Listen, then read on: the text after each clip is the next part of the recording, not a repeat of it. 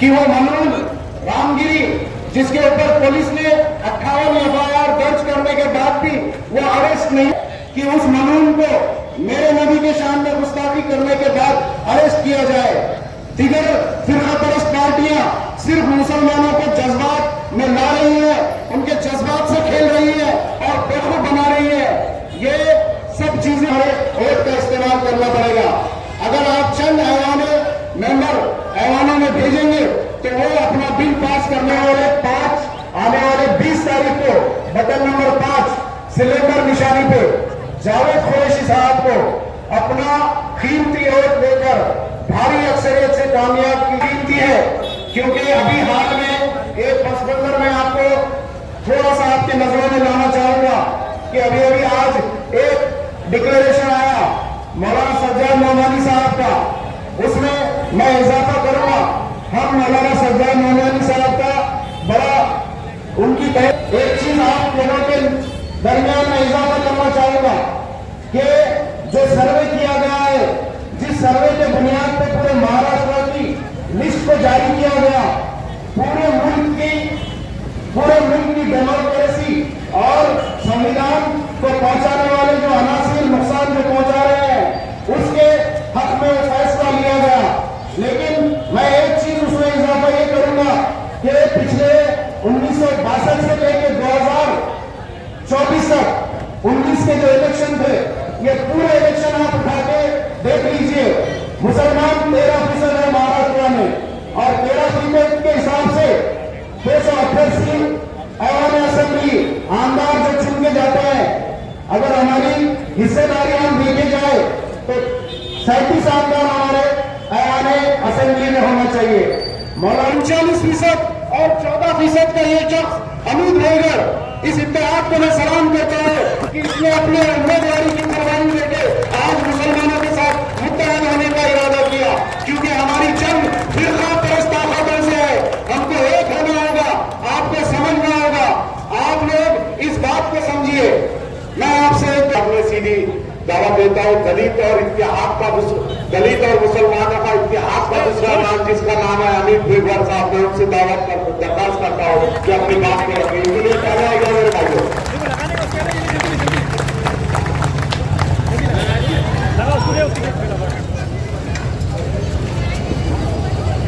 सभी भाइयों को अस्सलाम वालेकुम।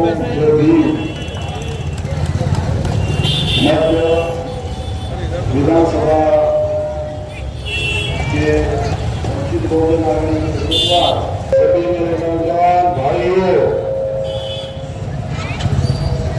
बाबा साहब अम्बेडकर इन्होंने जो उम्मीदवार यहाँ पर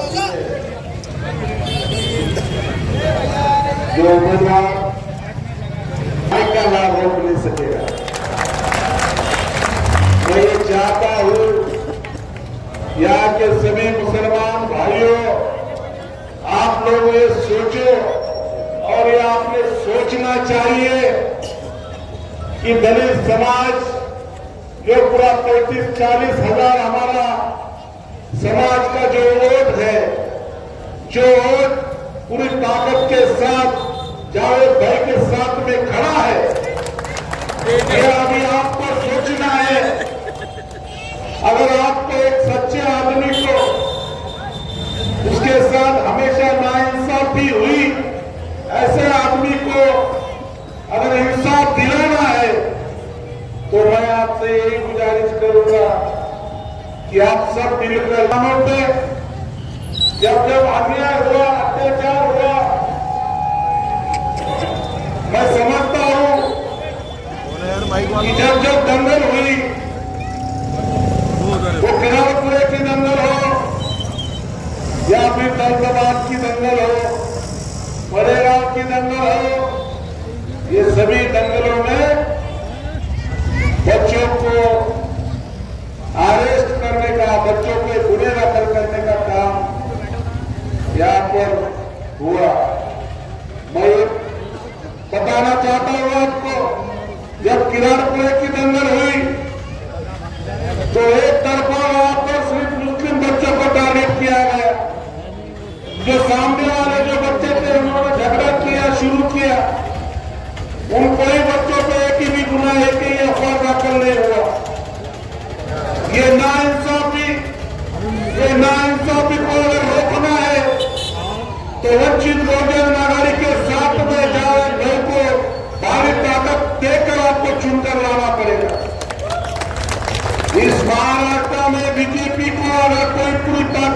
साथ अगर चैलेंज करता है, रोकता है बीजेपी को, तो वो एक ही शख्स है, वो बाबा साहब अम्बेडकर का पोता बाबा साहब अम्बेडकर है। जब जब दलितों पे, मुसलमानों पे अन्याय हुआ, तब तक बाबा साहब अम्बेडकर एक ढाल बनकर खड़ा होने का काम यहाँ पर किया है। अभी देखो महाराष्ट्र में हमेशा दंगल बनाने का काम ये आरएसएस और बीजेपी ने किया है। यहाँ पर जो बच्चे औरंगजेब का स्टेटस लग रहे थे, उनके ऊपर गुना दाखिल करने का काम इन लोगों ने किया। अगर इस देश में डॉक्टर बाबा साहब अम्बेडकर का संविधान है और हमको सबको सही का अधिकार इस देश का संविधान हमको देता है, और जब यहाँ पर ऐसा समझ में आया कि महाराष्ट्र में हिंदू और मुसलमान का दंगा भराना कुछ लोग चाहते हैं, तो सबसे पहले बाबा साहब अम्बेडकर मुर्दाबाद में औरंगजेब के मजार पर गए और पूरे महाराष्ट्र का दंगा यहाँ पर खत्म हो गया। जब जब मुसलमान भाइयों पे अन्याय अत्याचार हुआ, हम भी औरंगाबाद में सबसे पहले अगर रास्ते पे आने का काम अगर किसने किया तो उनकी दो जिम्मेदारी हमने या इस औरंगाबाद में किया। मैं आप सबको यही विनती कर यहाँ पर आया हूँ कि दलित मुस्लिम का इतिहास 2019 में हुआ था और हमने एक इतिहास भी यहाँ पर बनाया, मगर जिसको हमने चुन के लाया उसी ने हमारे पीठ में खंजीर मारने का काम यहाँ पर किया। मगर ये जो शख्स है जावेद भाई, वो एक कार्यकर्ता है, जमीनी कार्यकर्ता है, लोगों के सुख दुख में जाने वाला है, लोगों के लिए खड़े रहने वाला है रास्तों पर। मैं ये चाहता हूँ कि 2024 में आने वाले 20 तारीख को फिर एक बार ये दलित और मुस्लिम का इतिहास होना चाहिए और जावेद भाई को 20 तारीख के दिन उनकी निशानी क्या सिलेंडर है, 5 नंबर का बटन दबाकर इनको भारी ताकत से अपने चुन के लाना चाहिए। यही मेरी बात यहाँ पर मैं रखता हूँ। धन्यवाद। जय भीम। मैं इसके बाद में दावत दूंगा जिनके लिए एक बार तालियां बजा दो। जनाब जावेद कुरैशी साहब के लिए एक बार तालियां बजा। जनाब जावेद कुरैशी साहब अपनी बात करें। अस्सलाम वालेकुम। आज मैं आपके बीच इस इंतखाबी जलसे में मुखातिब हूँ।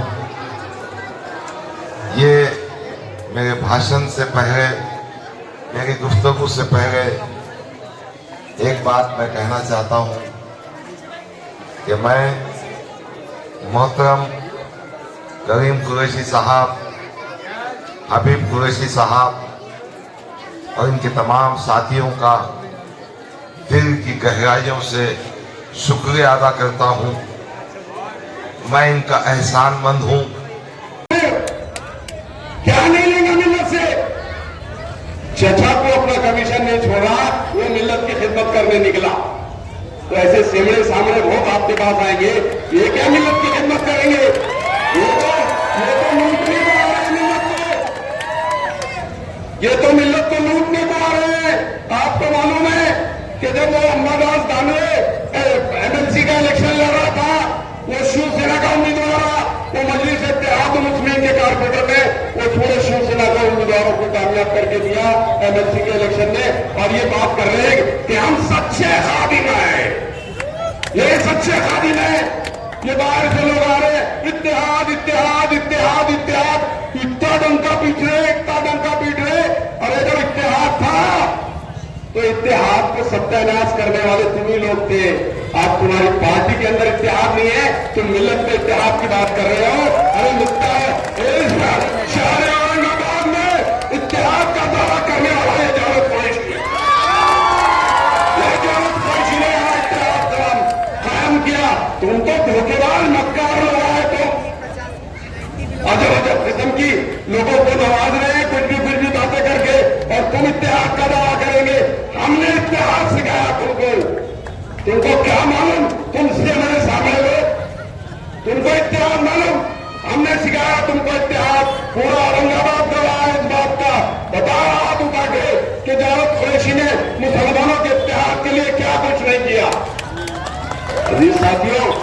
तमाशा हो गया इन लोगों का। और आए दिन कोई भी लोग, और वो नारायण राणे का लौंडा कुछ भी बातें कर रहा, बोलेगा मस्जिद में घुस के वो कर दूंगा। अरे टीम मत कैसे हो गया तेरी, किसके सपोर्ट में तू बोल रहा है ये सब? आके बता औरंगाबाद की कोई मस्जिद में तेरी अम्मा का दूध याद दिला देंगे तेरे को। समझ में नहीं आ रहा। कोई बोलता औरंगजेब की खबर को फाड़ देंगे, कोई बोला हम मस्जिद में घुस जाएंगे, कोई बोला हम जो है 40 साल पढ़ेंगे, कोई क्या बोल रहे। अरे ऐसा कैसा चलेगा? हमने क्या चूड़ियां पहन के बैठे हैं क्या? कुछ भी चल जाएगा तो आओ आके बताओ। स्टेज पे बातें करना बहुत जरूरी है। तुम्हारी अम्मा का दूध पिया तो आके बताओ कोई मस्जिद में, तुम्हारी अम्मा ने दूध पिलाई तो आके बताओ कोई मस्जिद के सामने कि 40 साल पढ़ने का कुछ भी नहीं चलेगा अब। और कसम खुदा की आपको वादा कर रहा हूं, एक बात सुन के दे दो और फिर हमारा भी नजारा देखो, हम क्या जलवा बताते हैं आपको। अजीज शरीफ साथियों, ये बहुत सारी बातें थी। मैंने भी आम खास मैदान की आपको जिक्र किया कि आम खास मैदान जो है ये स्टेडियम में क्यों तब्दील नहीं हुआ।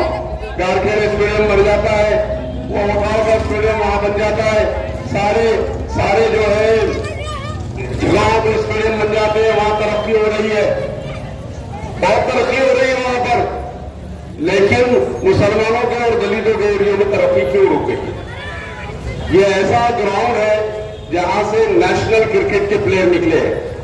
हमारे इकबाल सिद्दीकी साहब यहां से निकले क्रिकेट खेल के, यहां पर यही मैदान से। फुटबॉल के एक से एक होनहार जो है प्लेयर्स इस आम खास मैदान के ग्राउंड से फुटबॉल के प्लेयर निकले। और क्या वजह है कि यहाँ पर स्टेडियम की तारीफ नहीं हो सकती? हमने कहा था पिछले दिन जो एमएलए साहब सुन के आए थे कि आप अगर कुछ नहीं भी करे एक काम करके दे दो, इस आम खास के मैदान को स्टेडियम में तब्दील करके देखो। लेकिन आज तक वो स्टेडियम तब्दील नहीं हुआ। हमने 10 साल जिन लोगों को दिए, उन्होंने हमको क्या रिटर्न करे ये मेरे को आप लोग बता दो कि उन्होंने कुछ हमको रिटर्न करा। उन्होंने तो अपने तकब्बुर, अपने गुरूर में ये समझ रहे थे कि मुसलमानों को हमने यरगमाल बना लिया, किडनैप कर लिया, हम मुसलमानों को जो बोलेंगे वो हमारे जो है अब लट्टू में हमारे बाहर नहीं जाते। ऐसा कैसा? हमने ही सिखाया थे मुसलमानों को कि इत्तेहाद कैसा होता है। तो तुम चिपड़े चापड़े आके हमको बोल रहे कि अब हमने मुसलमानों को यरगमाल बना लिया, अब मुसलमान हमको वोट देंगे इंशाअल्लाह, तुम देखते जाओ। खाली तुम्हारे ये सारे जो है ना नजारे धरे के धरे रह जाएंगे, वोट मुसलमान अब हमको देंगे। हम चाह रहे हैं इस शहर के अंदर की तरक्की हो, हम चाह रहे हैं कि इस शहर में रोजगार मुहैया हो, हम चाह रहे हैं रोजगार के ऊपर लोगों को मेहनत है, हम चाह रहे हैं कि पढ़े लिखे मुसलमान नहीं पढ़े लिखे पूरे औरंगाबाद शहर को रोजगार मिले।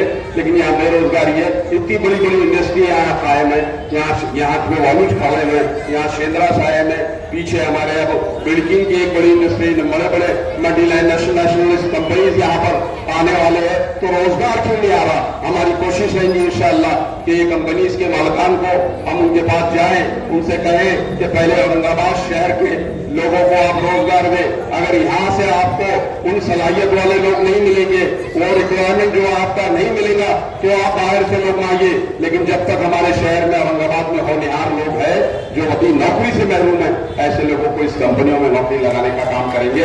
आज तक मैं समझता हूँ श्रीनगर में ये सारी बातें आप लोगों को क्यों नहीं गई, क्यों नहीं बताया?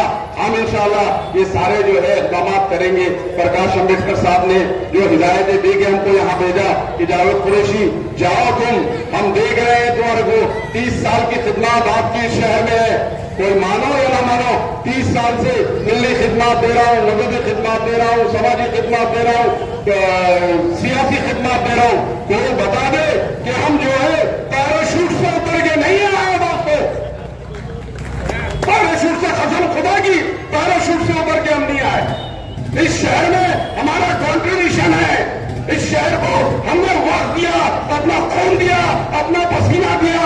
ये जो मेरे सामने अभी एमआईएम के पोते घूम रहे हैं, ये इनको कौन सिखाया सियासत?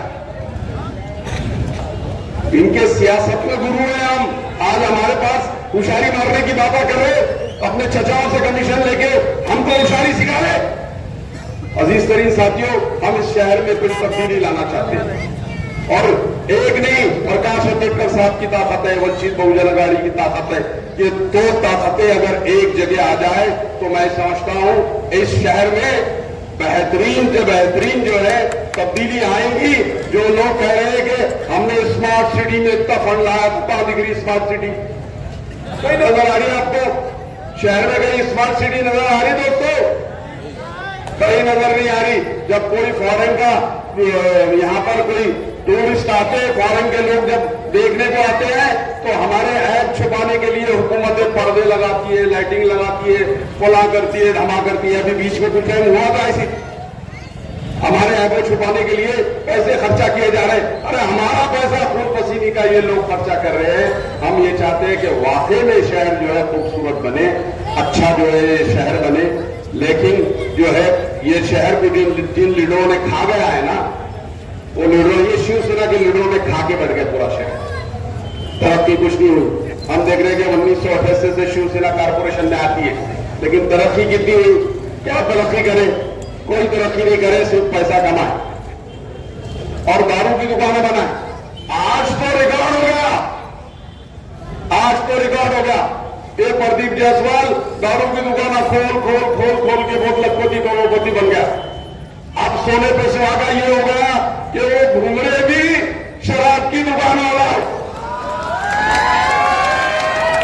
अब तो जो है, अब तो अल्लाह हाफिज है अवाम का। अब वो आए बोले हमने बैरल, इतने बैरल जो है शराब के खोल दिए, लोगों शराब पियो और हमको वोट दो। और अगर आप लोगों को शराब से छुटकारा चाहते हो तो वंचित बहुजन अघाड़ी को वोट दो। हम इंशाअल्लाह, हमको कंप्लेन मिल रही है कि शराब की दुकानें बंद होना चाहिए, वो सारी शराब की दुकानें बंद होंगी। यहाँ बहुत मुंह मिट्टू कर लिए कि जो है नशा बंद होना, नशा बंद होना। कितना नशा बंद करे भाई? कहीं नशा बंद करे? बोले गुटखा बंद होना, गुटखा दादरे से बिक रहा। बोले वो शराब की दुकान बंद होना, शराब की दुकान बंद होना। वो जो थे बटन प्लेयर थे, तो बटन प्लेयर थे तो बटनों का प्लेयर होगा। कितना तुमने बंद कराया अब तक? और इस किस्म की दहलतबाजी करने के लिए हम नहीं छूट के आने वाले। हम ठोस काम करने की इरादे से आप लोगों के बीच में आए। इंशाअल्लाह हम ठोस काम करके जाएंगे यहाँ पर। और अभी भी जितना काम किए ना, ठोस करे, डंके की चोट पे, छुप छुपा के नहीं करे, जाके किसी से गले नहीं मिले छुप छुपा के। हमने जो करे डंके की चोट करेंगे, आगे भी करेंगे इंशाअल्लाह, तो खुल के करेंगे।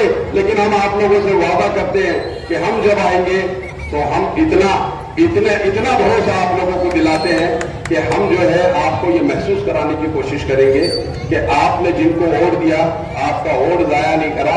आप ये महसूस करेंगे कि जावेद कुरैशी एमएलए नहीं बना, जावेद कुरैशी एमएलए नहीं बना, आप लोग एमएलए बन गए इंशाअल्लाह वजीर। ये बात करेंगे। हम हमारे ऑफिस में बैठ के काम नहीं करेंगे, हम लोगों के वार्डों में जाएंगे, महल्लों में जाएंगे, वहां जाके काम करके बताएंगे। अजीज करीम साथियों, ये वादा करके आप लोगों के साथ जा रहे हैं। एक बार वंचित बहुजन अघाड़ी का ये अलायंस जो मुसलमानों के साथ हुआ है, इसको कामयाब करके बताइए, फिर इंशाअल्लाह वो जलवा भी आप देखेंगे।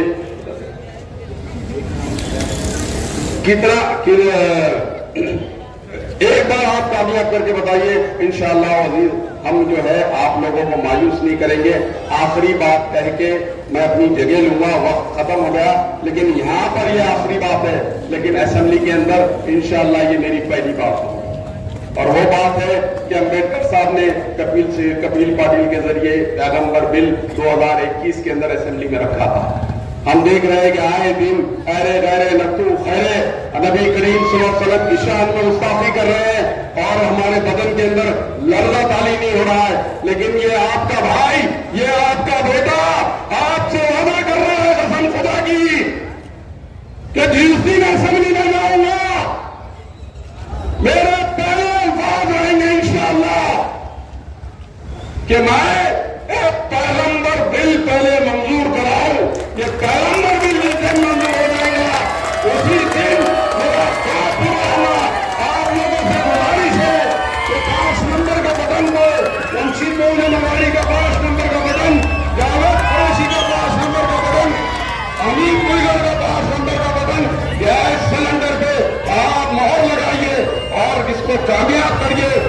इंशाअल्लाह अजीज आपकी कामयाबी, मेरी कामयाबी, आप लोगों की कामयाबी होगी। खुदा हाफिज।